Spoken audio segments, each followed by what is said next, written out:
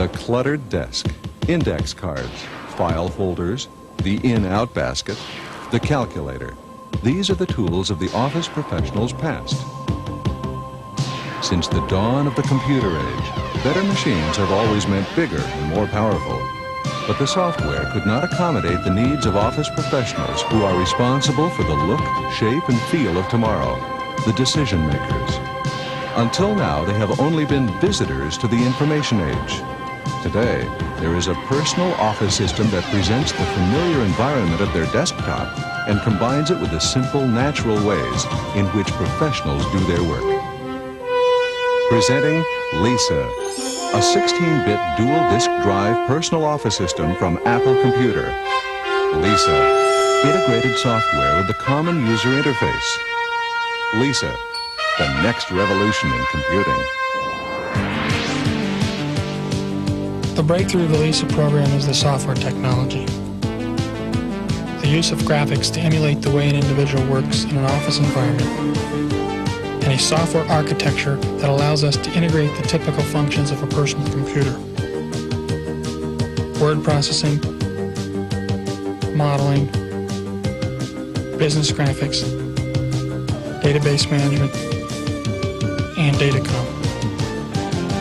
Lisa began as the dream of key Apple executives, Steve Jobs, Mike Markkula, and John Couch. Then Apple had to build it.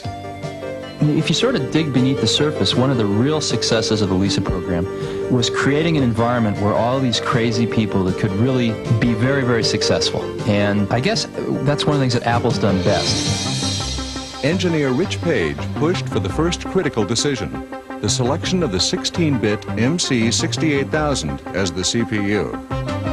Along with the 68000, one of the things that you have is a larger address capability. So you're not limited to a smaller amount of memory. Lisa typically would have upwards of 0.5 megabyte of memory. It was really the only chip that had a sufficient address space that we could write programs of this size and have an architecture that would last us over a period of at least a decade, which we felt was very important. The power of the MC68000 permitted another breakthrough, the common user interface. On Lisa, we make each of the programs have a similar user interface so that what you've learned from using one program carries over and you feel naturally how to use the next. A key element in the common user interface is the mouse, an ingenious cursor positioning device that makes using the system as easy as point and press. In the design of Lisa, we chose to use graphical menu items instead of word commands that you type in because it's a lot easier to learn. Instead of remembering a whole long list of commands and remembering how to spell each correctly and all of those things, we just present a picture, a menu of options, and to choose one, you just point at it with a mouse, and it's real easy to learn. Take, for example, the graphics editor. My 10-year-old niece walked up to my machine and started playing with it, and in 5 minutes, she knew how to use the graphics editor, and she stored off her picture and printed it out. That's what's so beautiful about Lisa, is anybody can use it.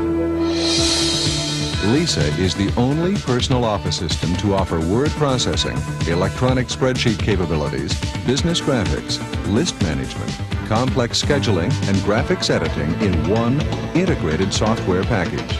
The bitmap display feature permits the user to choose a multitude of typefaces and fonts and to draw virtually any composition imaginable. An interactive tutorial program, Apple Guide, introduces the basic concepts necessary to use Lisa. Because Lisa is such a revolutionary design concept, Apple built a special sneak room to preview Lisa to corporate executives. The reaction of the executives?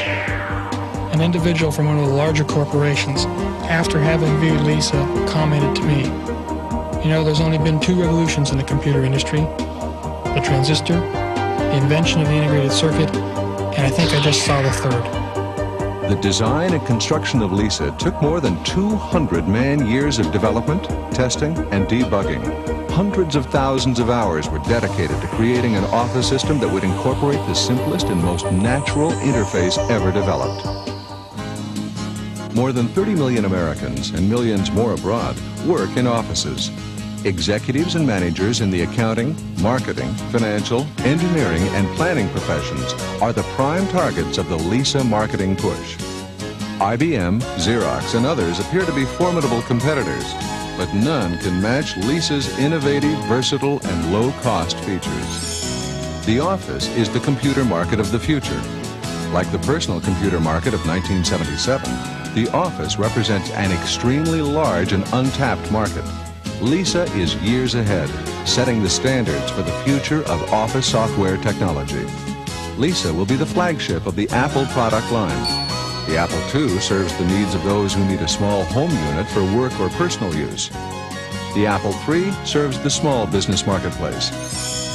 Lisa will address the needs of the knowledge workers, the corporate executives, and professional personnel.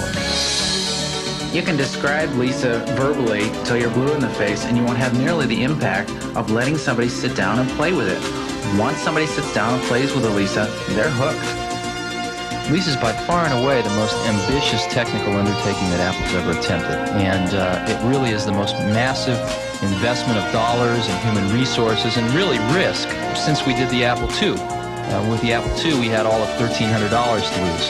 But I think what we've done is, again, really put all our chips back on the table and said we're willing to bank the company on this, on what we believe is the future direction of personal computing. I think it's fair to say that everyone working on the Lisa program and everyone outside of the program that's seen the product wants one, at least one.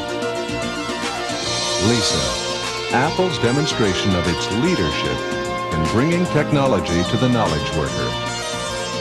Lisa, the personal office system of tomorrow